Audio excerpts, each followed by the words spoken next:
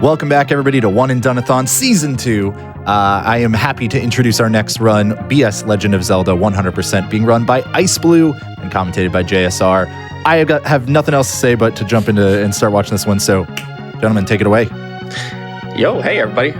Welcome. This is BS Legend of Zelda, and for those wondering, it stands for Broadcast Teleview. Don't get your hopes up, sorry. But yeah, welcome in. My name is iceblue. I am a runner of many retro Zelda games.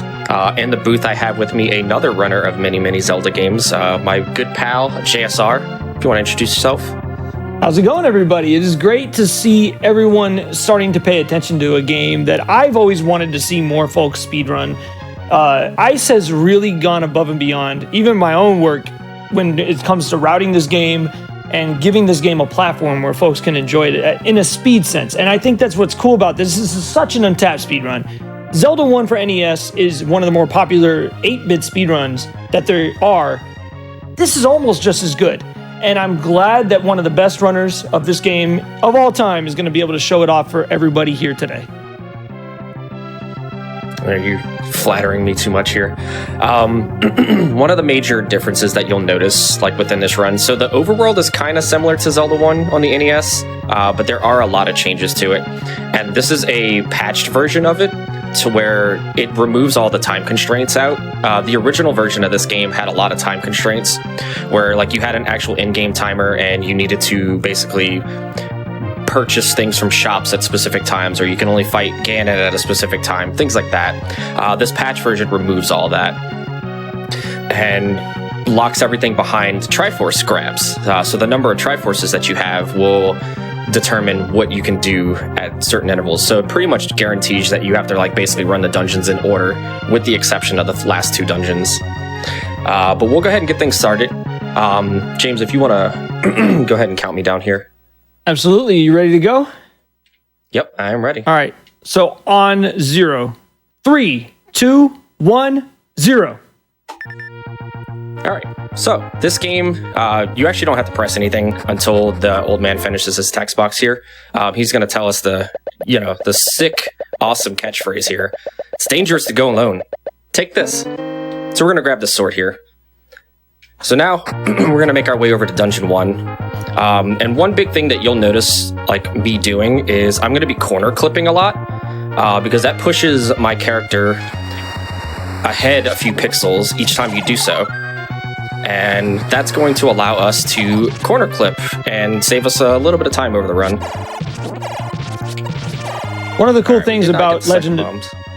Sorry. Oh, go ahead. No, go ahead. One of the cool things about this game is that there is some speed tech that we're starting to uncover as more and more folks pick this game up. It's a much more approachable speedrun, I feel, than NES Zelda 1, simply because there's not as many intimidating glitches to learn. The counting is much simpler in this game. You'll notice Ice is killing certain enemies. He's doing that very specific reasons as well. These games have hidden counters, both on a global count as well as a consecutive, that allow you to manipulate your drops. It's a little more simple than NES Zelda, but I'm sure Ice can go into more details as we go on through the run. Yeah, so like Zelda 1, there is a global counter in this game, and it cycles through 1 through 10. And each of those numbers will determine like what the enemy will drop.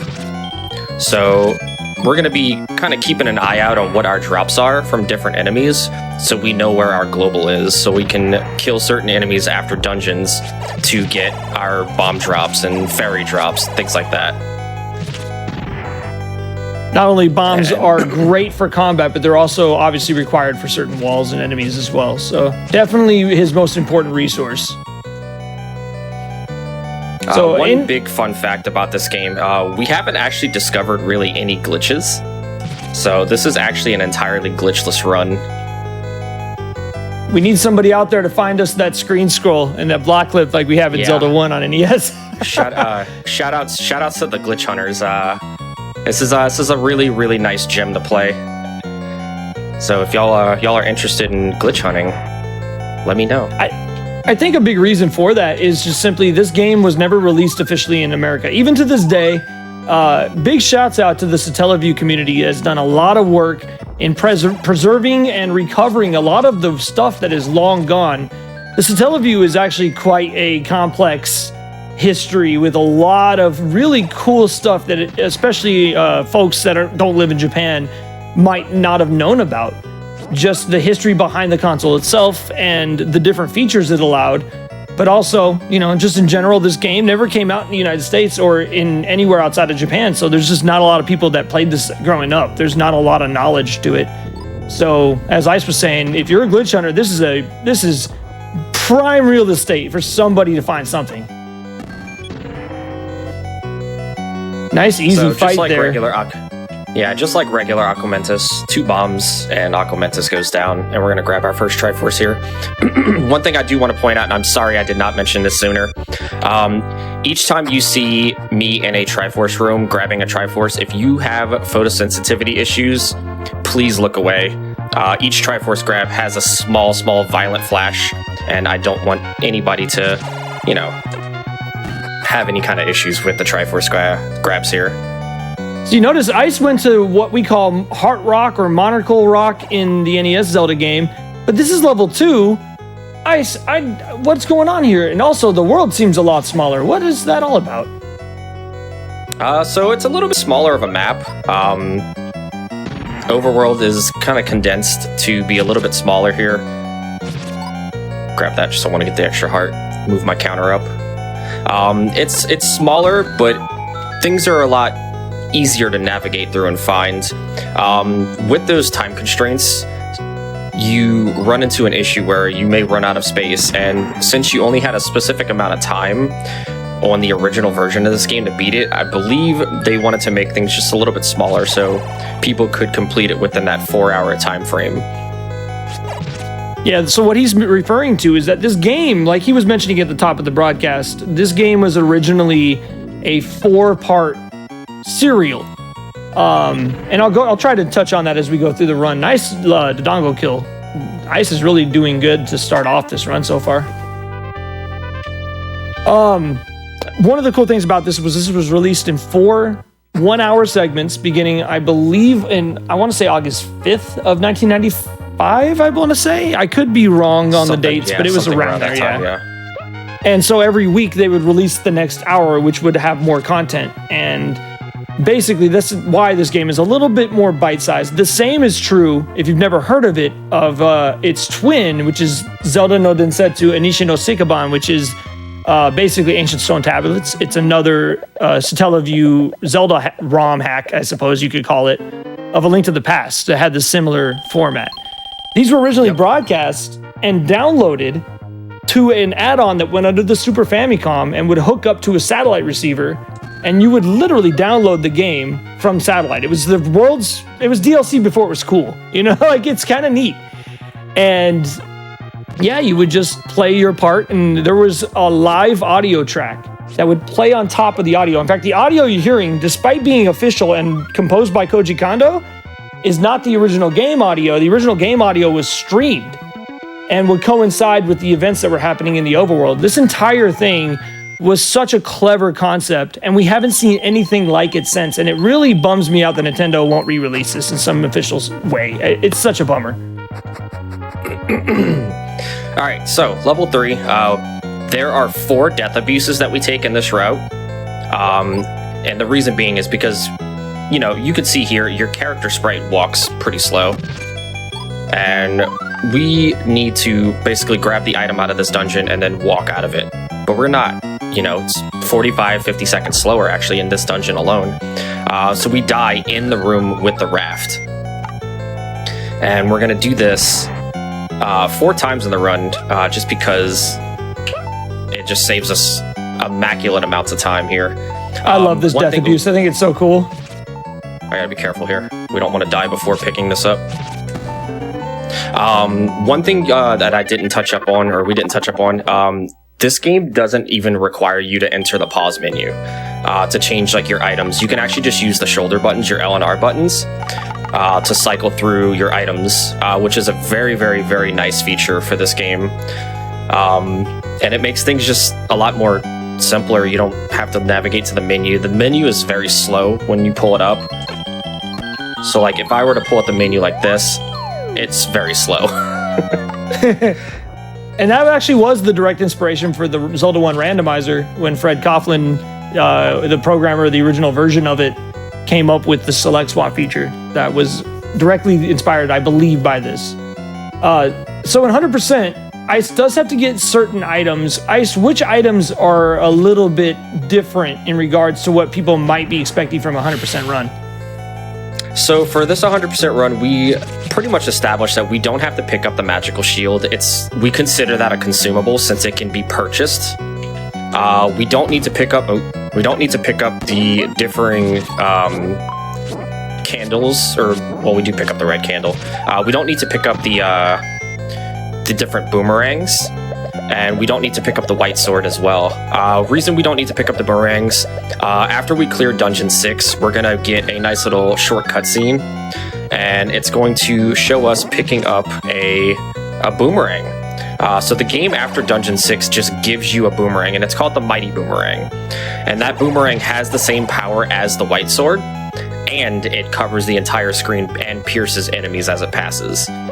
So we just don't need to pick up that boomerang at all, because we get the free one just for completing. So what you're telling me is Link's Awakening needs to come and get its boomerang? No, the Link's Awakening boomerang is still more powerful. He's just gonna boost one-shots the final boss. He's just gonna boost past those Dark Nuts because he doesn't need to kill them, and he's going to grab this heart container. Probably a marathon strat, I'm assuming, right? No, this is 100%. I have. Oh yeah, never mind. I'm an idiot. I'm an idiot. Never mind. I've never ran 100%. I only run 80%. I wasn't. My bad. But anyways, that, qualifies. Yeah. I was gonna look the other way, sir. I wasn't gonna. Look, we're not cheating the crowd here. No, left to here is actually another path that's not in the original game that leads to one of the bigger changes in the map, and that is the White Sword, which is guarded by a crazy maze of passages that has a bunch of tornadoes coming down. And if you're playing this casually and you're trying to get the White Sword early, good luck. Those tornadoes are super annoying. Luckily, like Ice was saying earlier, we don't need the White Sword. We're going to get the magical sword, so it doesn't quite matter, but it is something kind of cool to see. If you ever play this casually, you might want to go try to get past those tornadoes. Quick thing, as far as global drops go, so that bomb drop there was forced, and then we have a red rupee, and then this enemy right here is going to drop me another bomb. Just to kind of show off like the knowledge of the global drop table there. I went and routed that out just to give resources to people who do want to run this game, and I don't have them posted, which I do need to post those. I don't have them posted anywhere. I did send them to Vani when Vani started running this, and he honestly was like, oh, I didn't even know this was a thing. There's a lot of information about this game that we still don't know. Zelda 1 on the NES is probably the most documented, or at least one of the most documented NES speedruns. There's information on everything. There's tutorials for everything. This game has none of that. And that's just because of how obscure it is. I mean, this Satellaview again only came out in Japan, came out 27 years ago. In fact, Zelda 1, or BS Zelda no Densetsu, which is the Japanese name of this, came out 27 years ago this past Tuesday. So it just celebrated its birthday.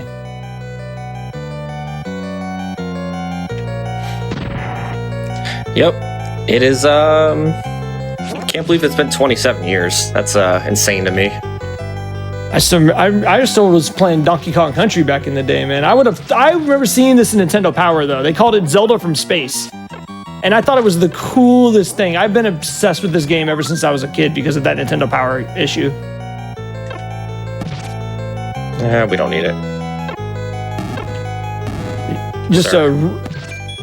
I'm gonna take that, actually. Did you need that? We don't need that bomb. Reason we don't need that bomb drop. We're actually about to purchase a bomb upgrade. I'm trying to avoid damage here. Getting eaten by that like. So like-likes in this game actually do a lot of damage. Normally in Zelda, your like-likes do 1 heart of damage, and they eat your shield. In this game, they do 2 hearts of damage, and it's pretty bad. Little damage boost for some action there. I mean, it saves like 20 frames or so. Heck yeah. Especially because he's setting up, I believe he's going to be... No death warp. You're doing the death warp Next after... The ladder. Yeah. Yeah, so a big change here, and for those who are familiar with Zelda 1, the boss of Dungeon 4 is completely different. So you're looking at... Oh, by the way, the recorder actually just destroys Pole's voice instantly. That should have been in the original Zelda, by the way.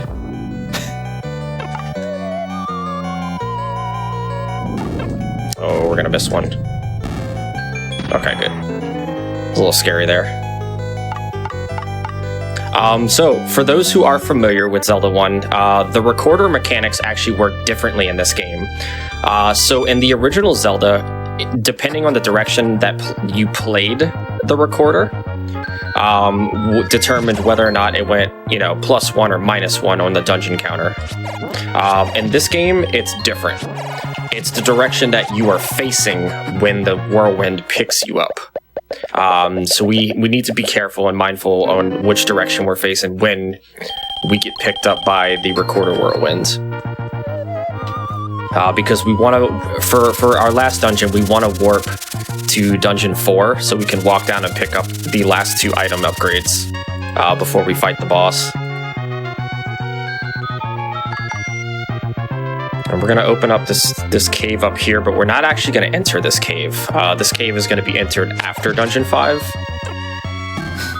Because there's money in there, and we're going to need that money to purchase a key and our arrows for Dungeon 6. Pick up the safety potion here. Normally I wouldn't pick that up during PB attempts, but we don't want to die. So Dungeon 5 is one of the longest dungeons in this route, and it also has a pretty difficult boss, only from like the original Zelda. The boss itself isn't really difficult.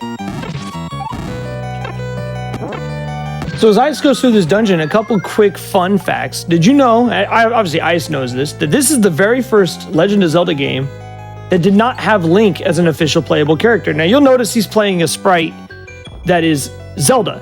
That's because this is a patch. Again, as I talked about at the top, there's a patch that's been developed that allows you to play this game as a normal standalone game rather than as a serial. The original character was an avatar, and if you're not familiar with the Satellaview, the Satellaview, again, was an add-on that goes under the Super Famicom, and when you loaded up the cartridge that came with it, it would boot you to an area that Ice is gonna love this. So it had like a bio screen, but it was more like a town that you could explore, and there would be like little buildings you could go to, and there was one for like news, one for like magazines. The town in Japanese, I'm not even going to try to pronounce it, but in English it translates to the town whose name has been stolen. Ice, do you have a comment on this? I guess you could say the town had no name. Yeah. Come back, Shane. It makes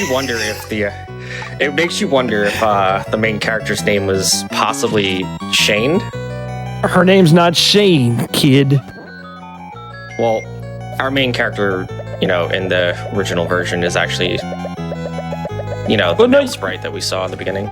Actually, you could play as both, depending on which avatar you pick. Because Satellaview had, beg your pardon, it had a selectable avatar that you could have. So there was actually a girl sprite as well, but that was selected by the player in the BIOS. So the game would boot up with whatever your avatar was.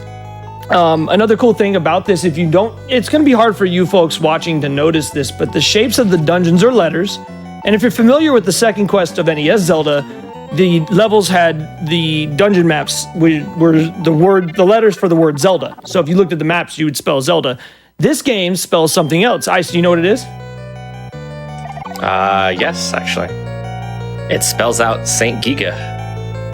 Exactly. That's the company that actually released all of the Satellaview stuff. The game itself was developed by Nintendo R&D 2. However, they didn't put their A-team on it.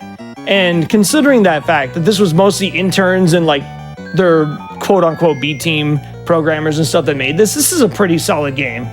It came out way better than it had any business coming out.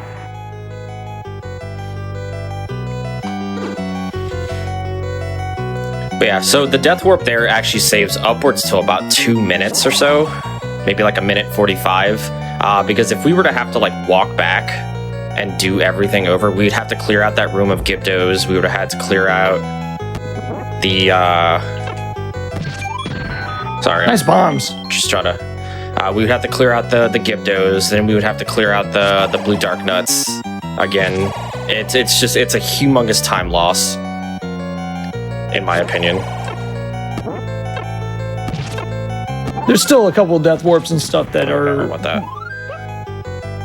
There's still a couple things like Bombs that we haven't. I'm sorry. Go ahead.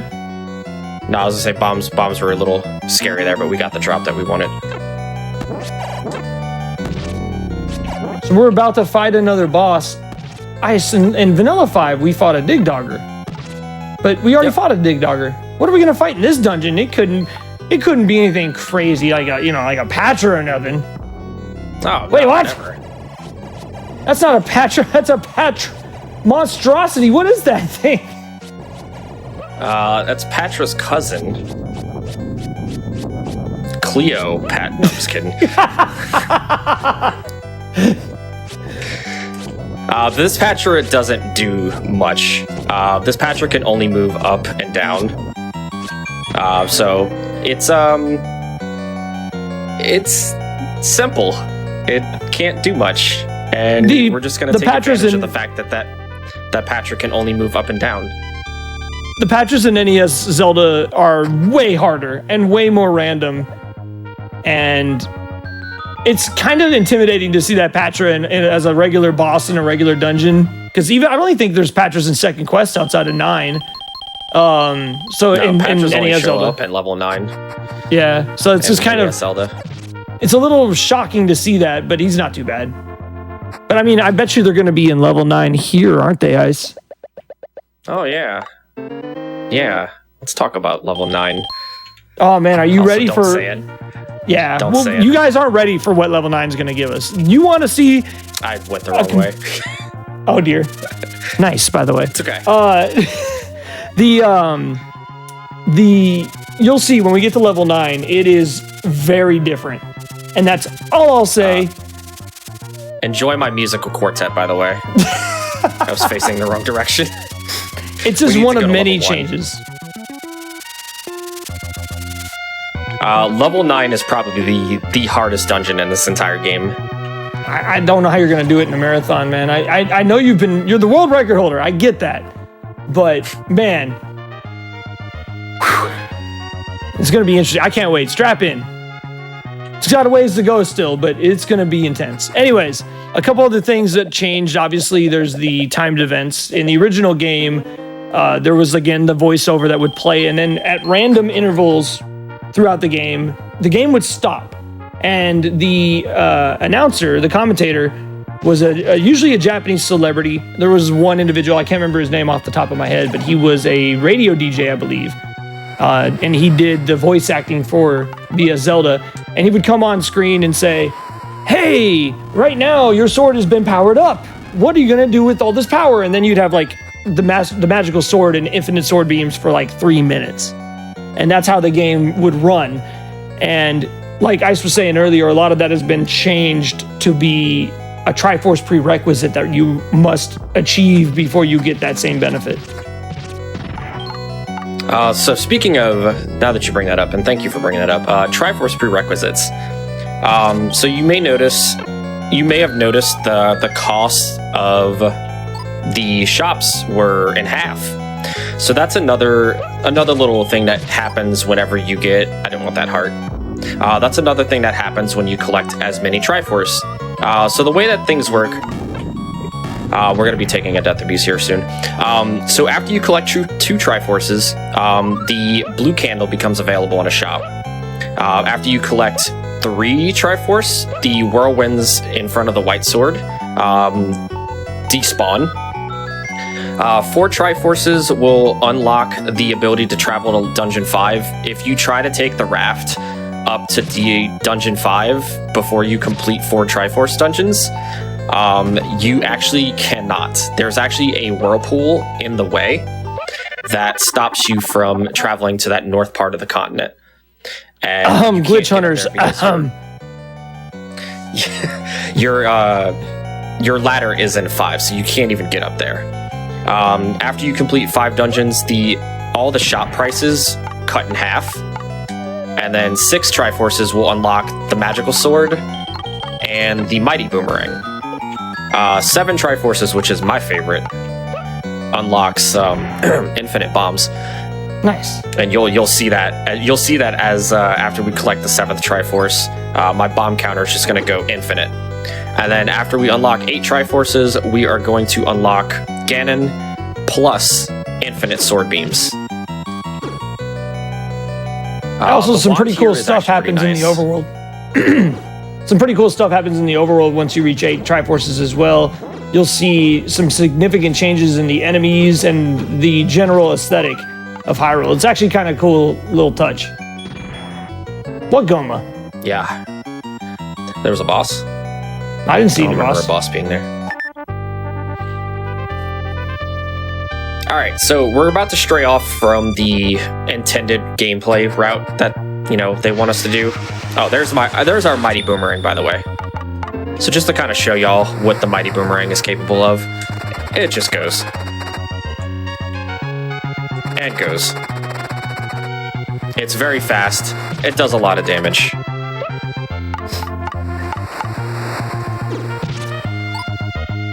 Alright, so a requirement for the 100% category, since we don't purchase a potion, we made picking up the letter required, because it's on the way to picking up another heart container. So we pretty much made it a requirement to grab.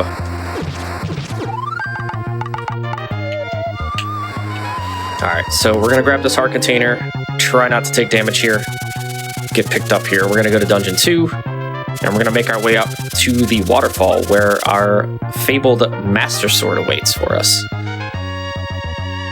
Now, actually, I don't know the answer to this, so I'm asking you, Ice. Is it the Magical Sword or the Master Sword in this game? They call it English.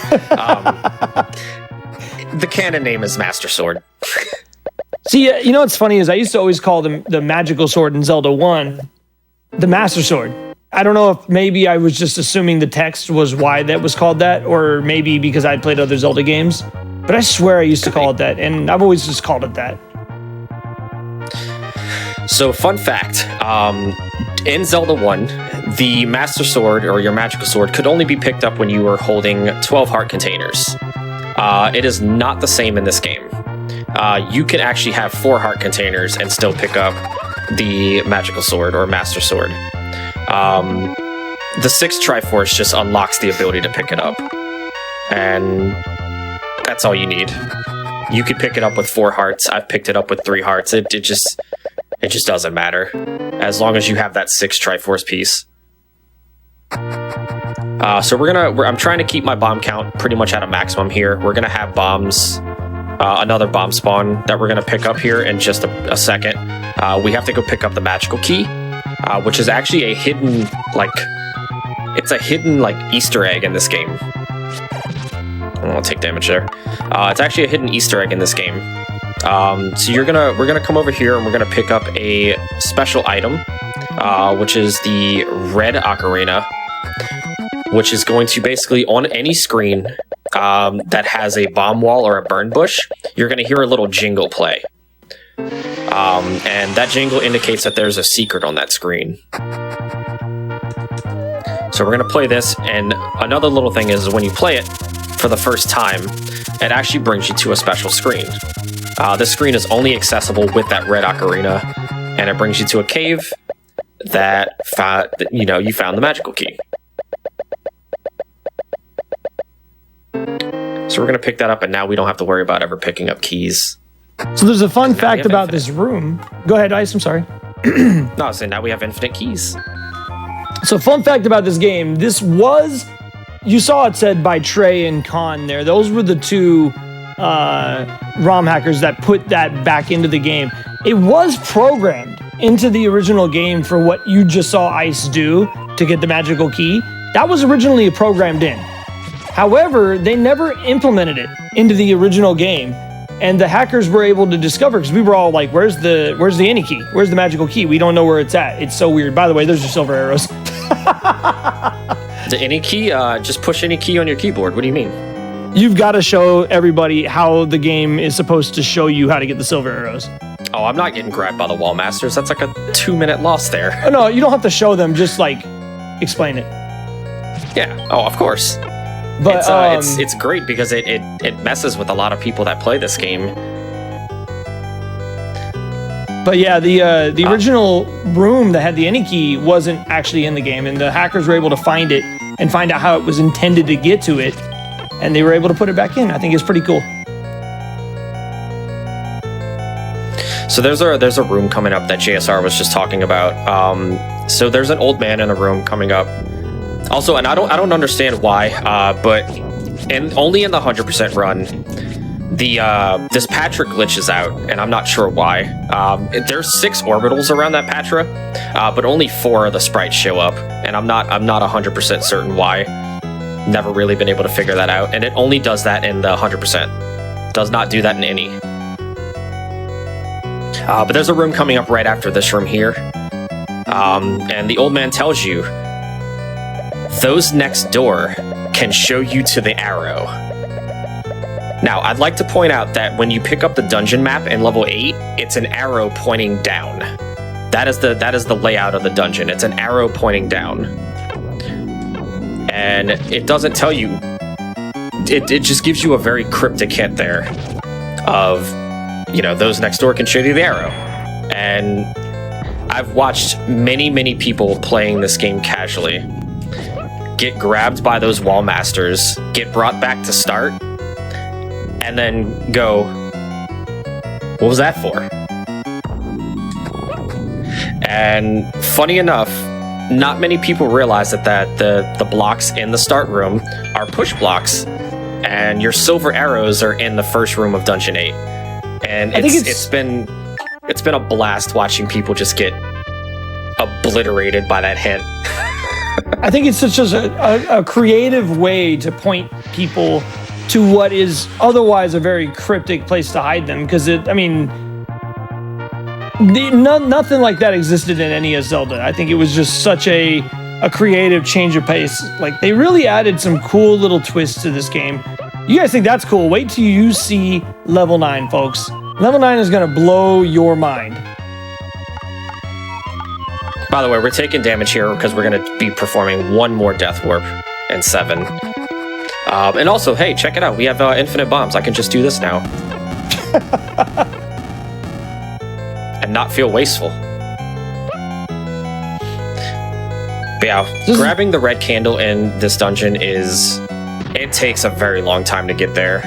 And we don't want to walk back because there's a lot of stuff we have to clear, and all that stuff is just... it takes a lot of time, so we're just gonna remove ourselves from the dungeon and just walk from the start of the dungeon instead. This is one of the only sequence breaks in the route. I don't recall if any percent runs the same route. It's been a while. I want to say not in 7. We just rushed the boss in 7. But him doing level 8 before 7, I believe, is the only sequence break I can think of. Yep. All right, so he took intentional damage there. Just be a little careful here. We don't want to get bopped by one of those red whiz robes, because that would we'd die. We don't want to do that. We want to die here on the red candle. It's ironic burning a candle with a candle, but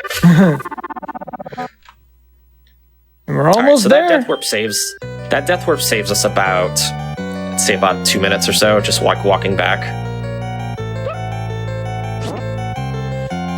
Alright, so for the remainder of this run, we're just going to kind of be clearing these rooms pretty quickly. I don't need to worry about red bubbles here, because green bubbles actually give you your sword back.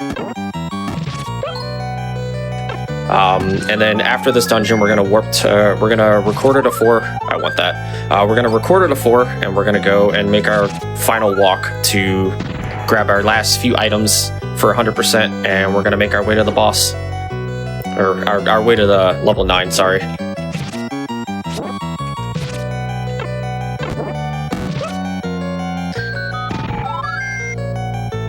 Do you want to, James? Do you want to explain the differences in the overworld? As far as with what's about to happen? Yeah. So you'll notice when he comes out of the dungeon here, after he grabs this 8th and final Triforce, there's going to be some changes. There's a lot of thunder going on. Yeah, there's a lot of changes going on.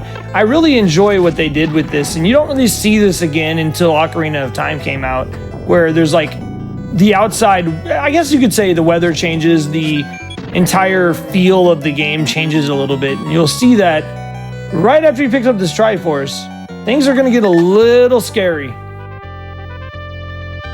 Including the enemies in the overworld as well. What's going on with all the enemies, Ice? Why are they all changing? So, actually, you guys can't even see that yet, but you will in a second. So, grabbing the final Triforce pretty much unlocks the seal to fight Ganon, which changes the entire overworld. So now your entire overworld is spooky and dark, and there's a lot of thunder going on. That's because we unlocked the seal for, Ganon. And everything just becomes a lot harder to fight, even though we have the magical sword. Everything just becomes a lot harder to fight. We're going to pick up this red ring. Now we're pretty much invincible. We also turned into, I guess, Princess Peach. But yeah, all of the Octoroks and a few of the other enemies as well changed to red Dark Nuts, which can be tricky, especially because as of right now, we don't know of any way to screen scroll in this game, so you have to be very careful not to take a bunch of bops before level 9. Which, after he picks up this heart container, he's going to be headed there. Chat, where do you guys think level 9 is going to be? Folks, is it going to be up on Spectacle Rock by Death Mountain? Is it going to be on the west side or the east side of the map? Or is it going to be near start?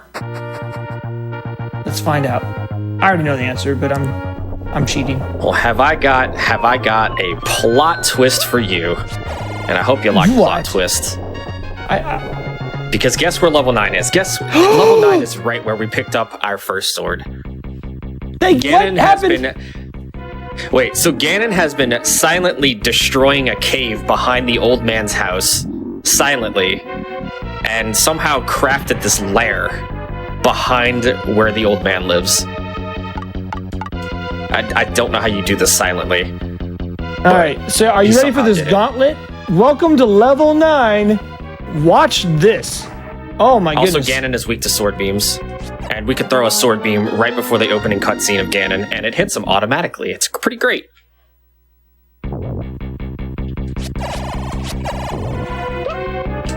Definitely a bit of an easier fight in this version. Nice dodges there. Ice really making his way around those fireballs. Nice fight, dude. Could have been faster. All right, don't get lost. All right, so we are going to rescue the saved here, and time is going to be coming up when we exit the cave. So we're going to get the captured here. Thank you for answering my plea. And we're going to walk out of this cave, and time will be coming up right when we hit the exit of this cave. And time. Yo, Shane, GG. 36:24, that's not bad for a marathon setting. GG, Shane. Thanks. My name's not Shane, though. Congrats, that's a really good time for a marathon. Wow. GG, man. Thank you. Yeah, that was incredible.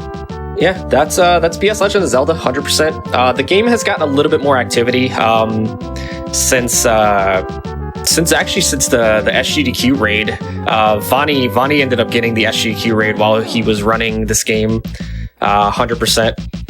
And It's been getting a lot of love, and I'm really enjoying the fact that this game has been getting a lot of love because it's a gem, in my opinion. It's a very, very nice gem.